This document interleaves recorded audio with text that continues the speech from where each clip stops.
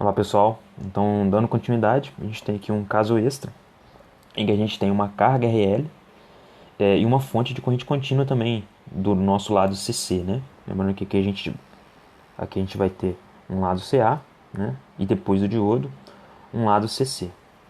Então nesse lado CC a gente tem uma fonte de corrente constante, poderia ser uma máquina de corrente contínua, por exemplo. A gente vai ver agora qual é o impacto dessa corrente dessa tensão constante no circuito. O impacto dela é o seguinte, é que enquanto a minha corrente alternada for menor que a minha corrente, que a minha tensão na minha fonte CC, meu diodo não vai estar em condução. Então minha corrente ela vai continuar sendo zero aqui, né? Então entre o ângulo zero nesse caso e o ângulo alfa, essa corrente ela vai ser zero. Essa corrente ela vai começar a crescer a partir de alfa, né? E ela só vai se extinguir é, no ângulo beta, né? No ângulo π mais beta. Esse é o impacto aqui da nossa fonte de tensão constante no circuito. Então vamos colocar valores, achar uma expressão analítica para esse problema, né? Substituindo aqui como se ômega-t fosse igual a alfa, a gente vai ter que o alfa vai depender, né, da tensão CC que eu tiver no meu circuito e da amplitude da minha tensão aqui em corrente alternada. Isso vai ser função aqui de um seno, né? Daí, quando o diodo passa a conduzir, ou seja, quando o ômega t for maior ou igual a alfa, a gente pode escrever essa equação da expressão ponto 15, né? Que é a equação do lado CA vai ser igual à equação do lado CC, que é o diodo passa a conduzir, né? E a tensão em cima do diodo é zero. Se a gente resolver as equações diferenciais, né, uma solução particular mais uma solução homogênea, a gente vai chegar na expressão 16, né, que vai existir corrente entre alfa e beta, e não vai existir corrente entre... e a corrente vai ser zero, né, entre beta e 2π. E beta, considerando que beta é a corrente quando o ângulo o ângulo, né, quando a corrente se torna zero novamente. Se a gente fizer que a corrente em alfa é igual a zero, a gente pode determinar a constante A, né, que é a constante da solução particular.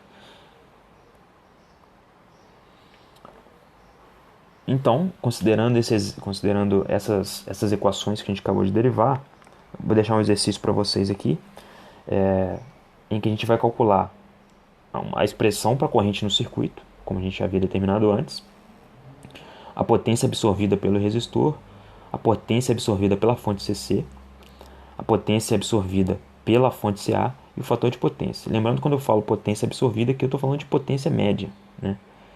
Sempre estou falando aqui de potência média. Recomendo que vocês pausem um vídeo e tentem fazer. Para quem tentou fazer, a gente vai continuar aqui com o retificador com diodo de roda livre, né? O diodo de roda livre a gente já viu na aula passada, e ele fica em paralelo aqui com a carga. A gente vai considerar uma carga RL aqui, sem fonte de tensão CC agora, e com um diodo de roda livre. Vamos analisar agora como é que vai funcionar esse circuito, considerando aqui que o diodo D2 de roda livre vai fornecer um caminho alternativo para a circulação da corrente RL. Lembrando aqui que, a princípio, a gente não consegue que D1 e D2 conduzam ao mesmo tempo, né? Então, ora a gente vai conduzir com D1 e ora o D2 vai estar conduzindo.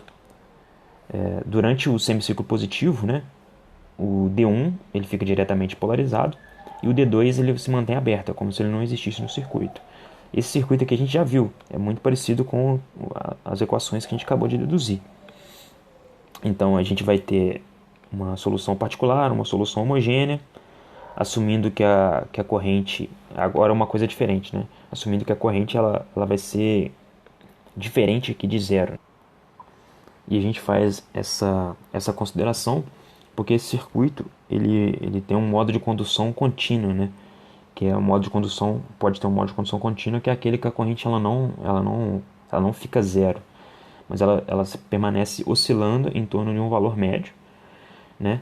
Então, assumindo que a corrente no instante zero seja um valor I zero, a gente pode resolver as equações, encontrar aqui um valor para a solução, para a constante da solução homogênea, né, que é o valor de A, e substituindo uma expressão na outra, a gente pode encontrar o valor da corrente, né, enquanto ela está conduzindo, né, que vai ser isso tudo em função de um ângulo ômega t.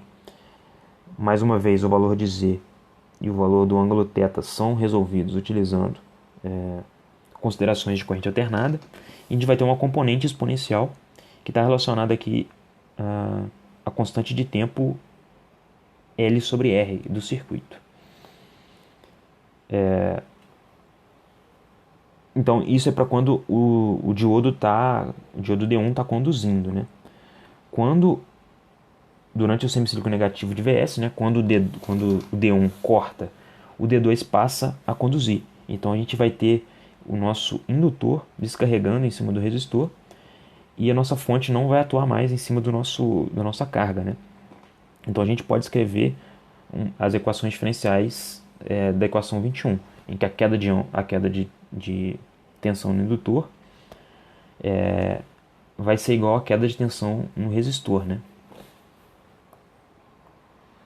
A solução desse circuito é uma solução de uma equação homogênea, então ela é bem simples, ela vai ter apenas uma parcela exponencial, que é a função do descarregamento aqui do indutor, né? E a gente vai assumir que a corrente nesse instante T0, né, ela vai ser Iπ, que é o valor da corrente quando for π, né? Assumindo essa condição, a gente vai ter que a corrente quando a corrente vai passando pelo diodo de roda livre, vai ser uma exponencial que vai depender aqui do ângulo ômega t, né, que a gente estiver trabalhando, vai depender aqui da constante de tempo que a gente tiver, que é R sobre L, e vai depender aqui da corrente que eu terminar no meu valor π, né, que é quando os diodos passam o diodo D1 ele corta, né, e o diodo D2 ele passa a conduzir descarregando o indutor. As formas de onda que a gente vê no nosso circuito estão mostradas aqui nesse slide, né? A gente vai ter que a tensão V0 em cima do circuito, ela vai ser o próprio semiciclo positivo da nossa fonte. No semiciclo negativo, essa tensão ela é nula, né? Porque o diodo de roda livre permitiu que a tensão em cima da carga fosse nula. E a nossa corrente, ela começa de um valor que a gente colocou de I0, né? E ela aumenta, né? Ela varia exponencialmente até chegar no valor de aqui que a gente determinou, que é Iπ. Nessa parte do valor Iπ, a nossa corrente da carga ela passa a cair exponencialmente, né? Nesse semiciclo, chegando ao valor aqui de I0 novamente.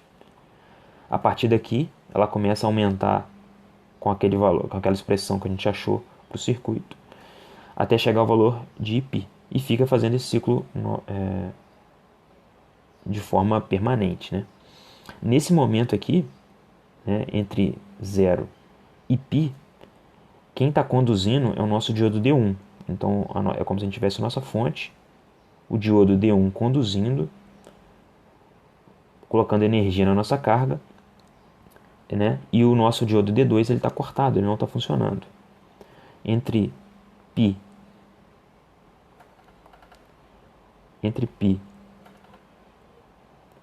e 2π, o nosso circuito ele fica, o nosso D2 vai estar conduzindo, o nosso D1 vai dar cortado, e a gente vai ter um indutor descarregando no nosso resistor. A gente vai ter um componente exponencial. Então aqui está a forma de onda do diodo D1, né? O I D1, que é o I do circuito, que a gente colocou aqui em azul, né? E nessa aqui de baixo, o I D2, que é a corrente no diodo de roda livre. Repara que a gente está no modo de condução contínua, que é aquele que a corrente não chega no zero. A corrente sempre fica num valor médio aqui. Um valor médio de corrente, ela nunca chega no zero. Da expressão que a gente tinha lá inicialmente, a gente pode determinar o valor de Iπ, que é o valor quando a corrente chega no ângulo π, né? Substituindo então esse ômega t igual a π, a gente chega na expressão 25. Da mesma forma, a gente pode pegar a expressão 24, que a gente tinha determinado para o circuito 2, e achar a corrente I2π. Se a gente falar que o circuito está em regime permanente, ou seja, que a corrente I0 vai ser igual a I2π, a gente chega na expressão 27, né, que é a corrente no valor de 2π. A gente manipular isso matematicamente, isolar e resolver para I2π, a gente chega nas expressões de I de π e I de 2π, que são as expressões 28 e 29, né, do circuito. Vou deixar esse exemplo aqui 3.7 para vocês resolverem. Recomendo que vocês pausem o vídeo, tentem resolver com as expressões que a gente acabou de chegar. E é isso por esse vídeo, pessoal. Espero que esse vídeo seja útil no estudo de vocês.